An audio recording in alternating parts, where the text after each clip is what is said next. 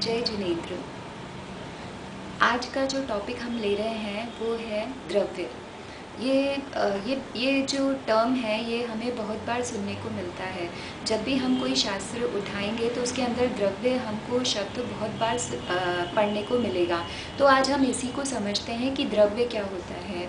देखिए, द्रव्य ये जो हमारा पूरा संसार है, ये संसार हमारा 6 द्रव्यों से बना हुआ है। द्रव्य किसे कहते हैं? जिसके अंदर की उत्पाद व्यय द्रव्य होता है। उत्पाद व्यय द्रव्य यानी कि जिसकी की पोजीशन चेंज होती रहती है। जैसे कि एक पर्याय है, वो पर्याय परमानेंट नेचर की नहीं होती, उसका तो वो तो पर्याय का विनाश होता है, नवीन पर्याय का उत्पाद होता है। लेकिन जो द्रव्य है वो एज इट इज़ रहता है। ठीक है, प्रत्येक द्रव्य की अपने अपने कुछ गुण होते हैं, उसका कुछ ना कुछ पर्याय होती है। पर्याय यानी फॉर्म जिसमें कि वो रहता है। जैसे कि हम एग्जाम्पल लेते हैं कि जैसे हम और आप जो है जीव द्रव्य हैं, है ना। तो जीव द्रव्य हैं तो हमारे अंदर हम देखें तो हम ये देखेंगे कि मैं पहले किसी और पर्याय में था, है ना। तो मेरी वो पूर्व पर्याय का मेरा नाश हुआ और इस मनुष्य पर्याय में मैं आया, तो ये मेरा नवीन पर्याय का उत्पाद हुआ। और लेकिन जो जीव द्रव्य है वो तो सेम है, चाहे से वो पुरानी पर्याय में देखिए आप, चाहे से वो नई पर्याय में देखिए, वो ध्रुव है यानी द्रव्य है, यानी उसके अंदर कोई चेंज नहीं आता। लेकिन पर्याय चेंज होती रहती है। जैसे आप दूध है, दूध को आपने लिया, गाय के थन से आपने दूध निकाला तो दूध आया। अब वो दूध जो है उसकी पर्याय आप चेंज कर सकते हैं, उसको आप दही के फॉर्म में ला सकते हैं, उसको आप अन्य किसी फॉर्म में यानी पनीर बना सकते हैं। तो उसकी पर्याय चेंज हो सकती है, लेकिन जो है द्रव्य वो ध्रुव ही रहेगा। ठीक है, तो इसी को कहते हैं द्रव्य। यानी कि द्रव्य तो एक ही रहता है, उसकी पर्यायें अलग अलग रूप में हमको देखने को मिल सकती हैं। तो हम ये कह रहे हैं कि जो पूरा विश्व है, ये जो हमको दिखता है पूरा संसार, ये 6 द्रव्यों से बना हुआ है। सबसे पहले आता है इसमें जीव।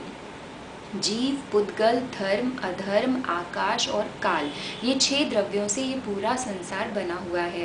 पूरी सृष्टि की रचना इन 6 द्रव्यों के अलावा एक भी द्रव्य एक्स्ट्रा नहीं है जो कि यहाँ पे मिल सकता है। ठीक है, जीव द्रव्य किसे कहते हैं? जिसके अंदर चेतना पाई जाती है, जिसमें जानने देखने की शक्ति होती है, उसे कहते हैं जीव द्रव्य। ठीक है।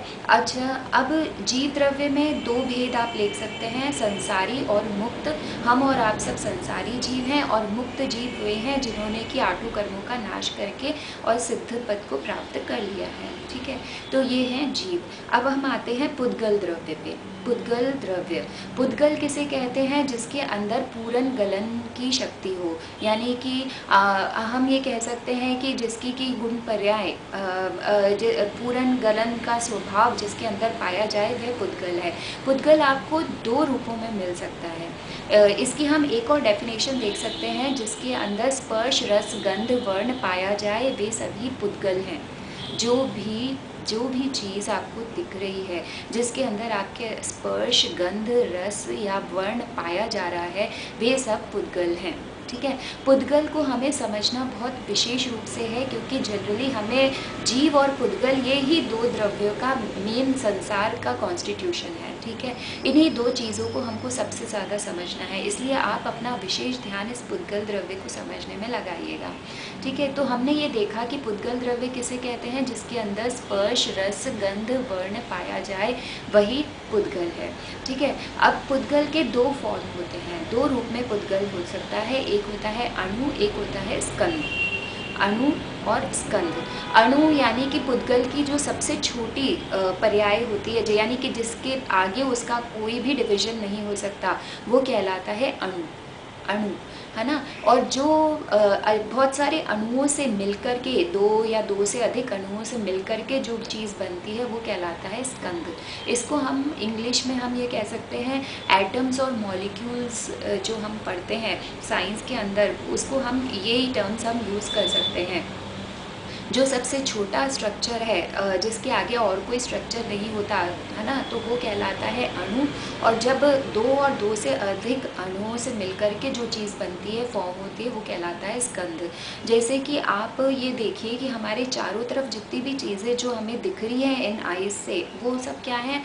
वो तो सब स्कंद हैं, है ना, स्कंध कहलाएंगे वो, क्योंकि वो अणु नहीं है। अणु तो आप देख ही नहीं सकते, अणु हमारी आँखों की के द्वारा देखने में नहीं आ सकता, ठीक है। तो स्कंध जो है, आप ये देखिए कि मैदा होती है, मैदा का जो एक कण जो हम लेते हैं वो भी स्कंध है, यानी कि अणु सोचिए कि कितना माइन्यूट होता होगा, वो तो हमारे द्वारा देखने का विषय ही नहीं है, ठीक है। तो अभी हमने ये देख लिया कि अणु और स्कंध। अब हम देखते हैं कि पुद्गल की पर्याय कौन कौन सी है। देखिए, जो भी शब्द, बंध, सूक्ष्मता, स्थूलता, अंधकार, उजाला, छाया, है ना, चांदनी, ये सब जो हैं ये सब पुद्गल की ही पर्याय हैं, है ना। ये सब किसी न किसी रूप में पुद्गल की ही पर्याय कहलाएंगे, ठीक है। तो अब हम देखते हैं इसके आगे, हम तीसरे द्रव्य पे यदि हम आते हैं तो हमारा आता है जीव, पुद्गल, धर्म। धर्म द्रव्य, धर्म द्रव्य किसे कहते हैं? यहाँ पे हम धर्म को पाप पुण्य से, धर्म और अधर्म द्रव्य को हमें पाप पुण्य से नहीं जोड़ना है, ये तो द्रव्य है, द्रव्य को समझना है हमें। धर्म द्रव्य किसे कहते हैं? जो कि पुद्गल, जीव और पुद्गल को चलने में सहायता प्रदान करता है, सहायक होता है, वह कहलाता है धर्म द्रव्य, ठीक है।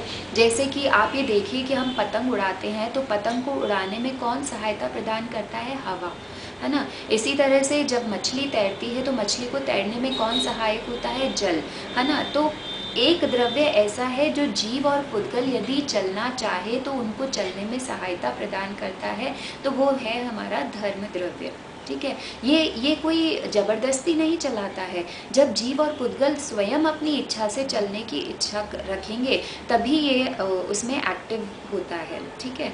अच्छा, फिर उसके बाद में आता है अधर्म द्रव्य। अधर्म द्रव्य किसे कहते हैं? जो कि जीव और पुद्गल को ठहरने में सहायता प्रदान करता है, यानी कि जब जीव और पुद्गल ठहरना चाहते हैं, रुकना चाहते हैं, तो जो शक्ति उनको रुकने में सहायता प्रदान करती है वो कहलाता है अधर्म द्रव्य। यहाँ पे भी ये जबरदस्ती नहीं ठहराता किसी भी जीव और पुद्गल को, पर यदि वो ठहरना चाहते हैं तो उसमें सहायता प्रदान करता है। जैसे कि राहगीर चल रहे हैं और वृक्ष की छाया है, तो वृक्ष की छाया उनको रुकने के लिए मजबूर नहीं कर रही है, लेकिन यदि वो रुकना चाहेंगे तो वो उनको छाया देती है, ठीक है। इसी तरह से आप ये कह सकते हैं धर्मशालाएं जो बनी है वो मुसाफिर को जो रुकने में सहायता प्रदान करती है, तो ये कहलाता है, जो सहायक होता है वो कहलाता है अधर्म द्रव्य, ठीक है। अच्छा, फिर हमारा हो गया जीव, पुद्गल, धर्म, अधर्म। अब हम समझते हैं आकाश द्रव्य। आकाश द्रव्य किसे कहते हैं? जो समस्त द्रव्यों को रुकने का स्थान प्रदान करता है, ठहरने का स्थान देता है, वह कहलाता है आकाश द्रव्य, ठीक है। अच्छा, आकाश द्रव्य को हम दो पार्ट में डिवाइड कर सकते हैं, एक कहलाता है लोकाकाश, एक होता है अलूकाकाश। लोकाकाश किसे कहते हैं? जिसके जो कि छहों द्रव्यों को रुकने का स्थान, जहाँ पे कि छहों द्रव्य पाए जाते हैं, वह कहलाता है लोकाकाश, ठीक है। और जहाँ पर केवल आकाश द्रव्य ही फाउंड होता है वो कहलाता है अलूकाकाश, है ना। सिंपल सी डेफिनेशन है, इसमें कोई डिफिकल्ट नहीं है, ठीक है। आकाश हो गया। अब आता है काल द्रव्य, ठीक है। जीव, पुद्गल, धर्म, अधर्म, आकाश और लास्ट में आता है काल द्रव्य। काल द्रव्य जो कि चेंजेस, परिवर्तन लाने में जो कि सहायता प्रदान करता है वो कहलाता है काल द्रव्य। मतलब हर चीज़ में जो चेंज लेकर आता है, जो चेंजेस परिवर्तन करता है वो कहलाएगा काल द्रव्य, ठीक है। अच्छा, अब जैसे कि हमारा ये समय, घंटा, काल, ये जो भी हम मिनट, सेकंड्स, ये सब क्या है? ये सब काल द्रव्य की पर्याय हैं, ठीक है। अच्छा, तो हमने ये छहों द्रव्यों को यहाँ पर समझा है। अब हम और आप सब क्या हैं? हम और आप सब तो जीव द्रव्य हैं, ठीक है। हम और आप जो जिनमें भी जानने देखने की शक्ति है वो सब कौन है? वो सब हम सब आप सब जीव द्रव्य हैं। अब जीव द्रव्य जो है वो कितने हैं? जीव द्रव्य इस संसार में अनंत हैं, ठीक है। जीव अनंत है, क्योंकि हम देखते ही हैं क्रमशः कि हम यदि वनस्पति काई को देखें, यानी कि जीव में हमने पहले भी हम जीव को अच्छी तरह से पहले की क्लासेस में समझ चुके, तो उसमें हमने ये देखा था कि जीव द्रव्य कितने प्रकार के होते हैं, ठीक है। तो उसमें हमने सब समझ लिया कि स्थावर और त्रस जीव कितने सारे हैं। तो हम यदि संख्या को देखें तो जीव कितने हैं? अनंत हैं, ठीक है। और पुद्गल कितने हैं? पुद्गल अनंतानंत हैं, ठीक है, क्योंकि जितनी भी हमारी कार्बन वर्गनाएँ जो हम बात करते हैं कि कर्म हमसे जुड़ जाते हैं, वो जो कर्म वर्गनाएँ हैं वो भी क्या है, वो भी पुद्गल हैं। ठीक है, अब हमें डिफरेंशिएशन समझना है कि कौन जीव है और कौन पुद्गल है। ठीक है, तो जो शब्द हम बोलते हैं क्या वे जीव हैं? वो जीव नहीं है। वो जीव क्यों नहीं है? क्योंकि आप उसको डेफिनेशन के अकॉर्डिंग देखिए आप कि जिसमें भी स्पर्श रस गंध वर्ण पाया जाए वही सभी पुद्गल हैं।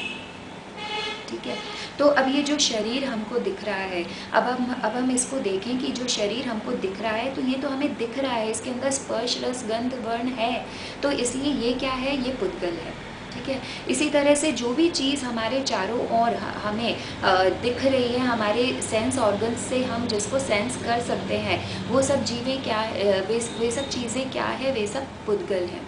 ठीक है, और जीव कौन है? जो केवल जानता और देखता है, लेकिन जो कि हमारी इंद्रियों के द्वारा ग्रहण करने में नहीं आता, यानी अमूर्तिक है, वो क्या है, वो जीव द्रव्य है, लेकिन जानने देखने की शक्ति जिसमें हो। ठीक है, तो वो जीव। तो इसी तरह से हमने ये देख लिया कि जीव तो अनंत हैं और पुद्गल कितने हैं? पुद्गल अनंतानंत है, क्योंकि हम कितनी चीज़ों को देख सकते हैं हमारे चारों तरफ, तो वो पुद्गल द्रव्य अनंतानंत है। ठीक है, अब धर्म द्रव्य, अधर्म द्रव्य और आकाश द्रव्य ये एक एक हैं।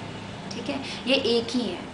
और उसके बाद में काल द्रव्य असंख्यात हैं। असंख्यात यानी कि वो जैसे कि मोती होते हैं ना, एक माला के अंदर मोती होते हैं, मोती अलग अलग होते हैं, तो इसी तरह से कालाणु भी जो है पूरे पूरे विश्व में एक एक करते हुए पूरे भरे हुए हैं, तो ये असंख्यात कहलाएंगे। ठीक है, ये असंख्यात होते हैं। अब हमको जो है क्या समझना है कि इनमें जो 5 द्रव्य जो हैं, 5 द्रव्य अस्तिकाय कहलाते हैं, काल द्रव्य को छोड़ करके। ठीक है, काल द्रव्य को आप छोड़ दीजिए और रिमेनिंग जितने हैं वो अस्तिकाय हैं। अब हमको बेसिकली समझना क्या है? हमको समझना है कि जीव और शरीर का डिफरेंस हमें समझ आना चाहिए। ये द्रव्य हमने समझने की कोशिश इसीलिए करी है ताकि हमें जीव और पुद्गल का डिफरेंस समझ में आए, है ना। हम लोग करते क्या हैं कि हम लोग हर चीज़ में मेरेपने का भाव लगाते हैं। जैसे कि कार है हमारी, तो हम उसको सोचते हैं ये कार मेरी है, ये बंगला मेरा है ना। हम ये कहते हैं कि बच्चे मेरे हैं, लेकिन आप ये सोचिए कि जो मेरा कह रहा है वो कौन है? वो जीव द्रव्य है। और वो किसको मेरा कह रहा है? जिसको कि वो स्पर्श रस गंध वर्ण के द्वारा जान सक रहा है, उसको वो मेरा कह रहा है। तो क्या ये उचित है? हम इसको मतलब इस चीज़ को आपको बहुत ज्ञान से, सूक्ष्मता से समझना है कि जब भी जीव अपने स्वरूप के अलावा अन्य स्वरूप वाले चीज़ों को, पुद्गलों को अपना मानता है, तो यानी कि वो मिथ्या दृष्टि कहलाएगा। यानी कि अभी उसका ज्ञान सही नहीं है, वो अभी सही नॉलेज नहीं है, that is not right knowledge. और जब तक राइट नॉलेज नहीं है, जब तक आपका राइट फेथ नहीं है, तब तक आपका राइट कंडक्ट भी नहीं हो सकता। और जब तक हम स्टार्टिंग से लेते हुए आ रहे हैं कि जब तक हमारा राइट फेथ नहीं है, हमारी राइट नॉलेज नहीं है और राइट कंडक्ट नहीं है, तब तक हमें मोक्ष की प्राप्ति हो नहीं सकती, क्योंकि तीनों की एक रूपता ही मोक्ष है। तो हमें इस चीज़ को समझने के लिए मतलब कि हमें इस संसार में हर चीज़ को बहुत माइन्यूटली समझना है। अभी हम बैठे हैं तो हमें अपने ज्ञान को सुलाना नहीं है, हमें ये देखना है कि जिन चीज़ों से हम इंटरेक्ट कर रहे हैं इसमें से कौन जीव द्रव्य है, कौन पुद्गल द्रव्य है। धर्म अधर्म आकाश और काल ये तो मतलब इनका इफ़ेक्ट हमारे ऊपर ज़्यादा नहीं आता है ना। हमको तो केवल बेसिकली समझने की जीव और पुद्गल है। यदि हमने जीव और पुद्गल का ज्ञान कर लिया और जीव को पुद्गल से अलग कर लिया तो हमारे लिए मोक्ष मार्ग निश्चित हो गया। तो आप इसको जान करके, इस क्लास को जान करके सभी द्रव्यों को अच्छी तरह से जानें। और करना क्या है आपको जीव को अन्य द्रव्यों से अलग करके पहचानना है। जय जिनेन्द्र।